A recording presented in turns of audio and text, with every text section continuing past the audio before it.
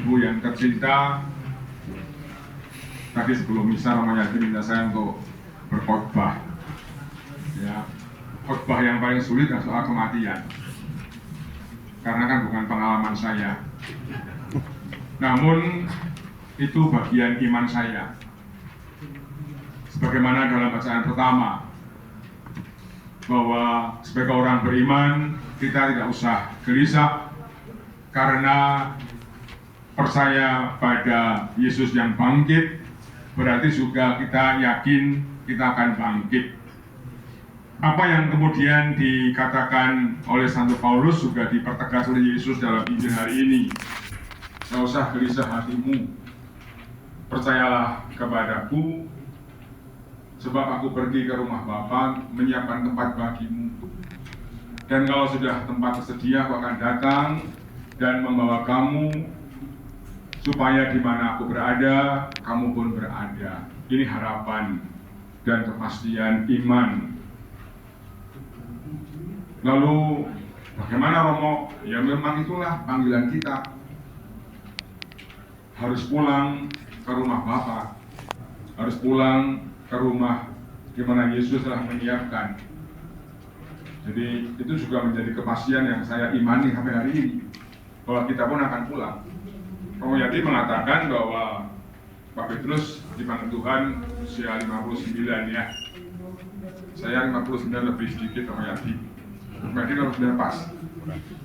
Masih kurang, masih tua saya. Soal siapa yang duluan soal lain ya. Itu soal lain. Jadi soal kapan dipanggil itu soal lain, itu urusan Allah. Namun yang jelas bahwa apa yang dikatakan Yesus pada malam ini itu sangat jelas, sangat konkret. Inilah iman kita. Maka Thomas bertanya, Tuhan, bagaimana kami tahu jalan ke sana? Kami nggak pernah punya pengalaman sampai ke sana. Lalu Yesus memberikan satu panduan untuk sampai ke rumah Bapa. Akulah jalan, akulah kebenaran, akulah hidup. Pertanyaan selanjutnya, Romo sekarang bagaimana untuk menghayati itu sebagai orang-orang beriman? Pertama, saya sih selalu merenungkan dan selalu menyadari bahwa pulang adalah bagian dari hidup saya. Pulang itu kepastian, dan itu pasti terjadi. Kapannya itu urusan Tuhan Allah ya, nggak usah diskusi malam ini. Nah, karena kita harus pulang, maka kita diberi kepastian juga soal jalan. Yesus sebagai jalan, kebenaran dan hidup, artinya bahwa kalau kita mengimani Yesus sebagai Sang Sabda yang menjadi manusia, maka kita menjadikanlah Yesus sebagai model, bukan sebatas dia disembah, namun jadikanlah dia model. Akulah jalan. Jalan itu artinya sarana yang kita pakai untuk menapakkan kaki supaya kita tidak salah jalan, kita bisa dengan enak berjalan.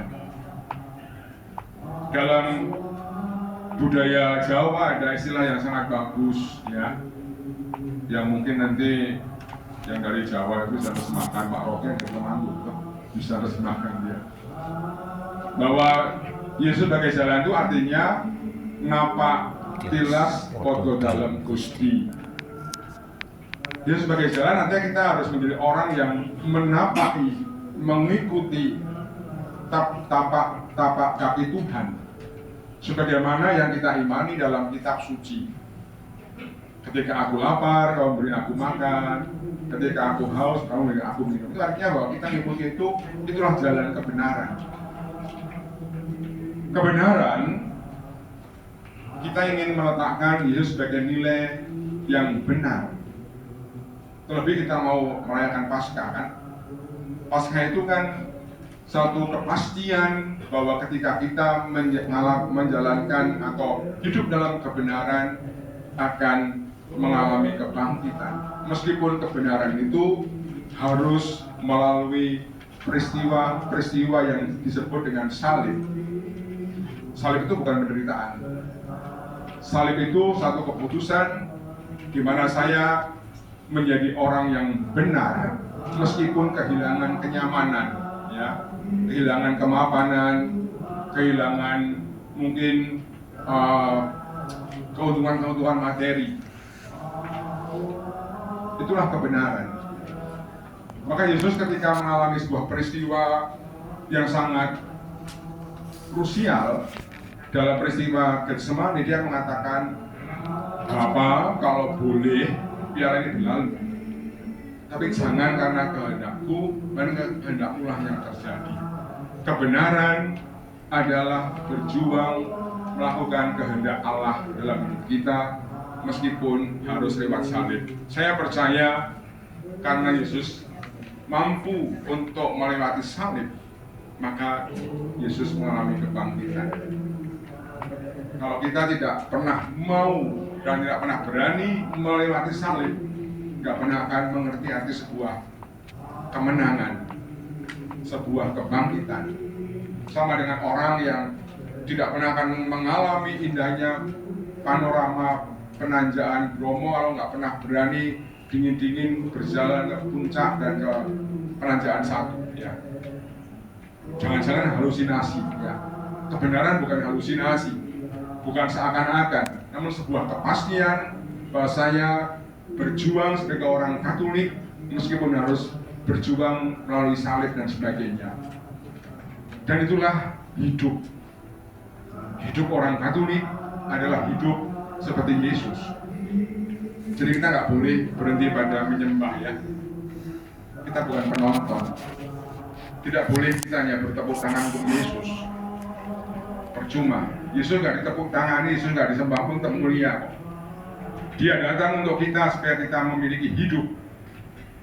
Dan hidup itu sudah kita hayati setiap saat kita merayakan Ekaristi. Membawa Kristus dalam kerapuhan kita dengan maksud supaya kita yang rapuh, kita yang lemah ini disempurnakan karena kita menerima tubuh dan darah Kristus. Bukan formalitas komuni, namun itulah saat kita dalam kerapuhan supaya diberi kekuatan. Dan itulah jalan kesempurnaan. Pertanyaan renungan terakhir, Romo, untuk apa itu semua harus kita buat? Karena kita harus pulang ke rumah Bapa, ya, supaya nggak salah. Nanti kalau kita sudah pulang semua, tak lihat siapa yang nggak masuk rumah Bapa, ya. Tapi khotbah saya dengarkan, ya kan? Kita memang harus pulang, namun pulang kita harus pulang yang tidak salah jalan. Maka jadikanlah Yesus sebagai jalan, kebenaran, dan hidup.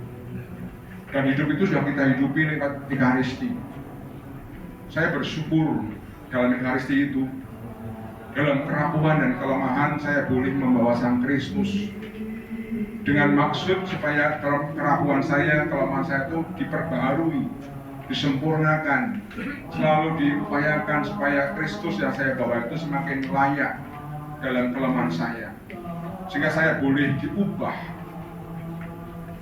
sehingga menjadi pribadi yang punya cita rasa Kristus, belas kasih, kemurahan hati, kelemah lembutan, memaafkan, mencintai, tidak mudah marah. Itulah hidup Kristus menjadi benar dan adalah jalan kepada kesempurnaan. Semoga apa yang boleh kita dengar dalam sabda Allah dan apa yang kita upayakan bersama dalam misa ini juga menjadikan sumber kekuatan kita.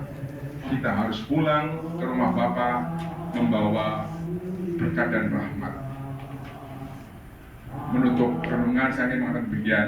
Bapak Ibu kasih, hidup adalah pulang untuk mempersembahkan yang terbaik bagi Allah melalui panggilan dan pilihan kita masing-masing, ya.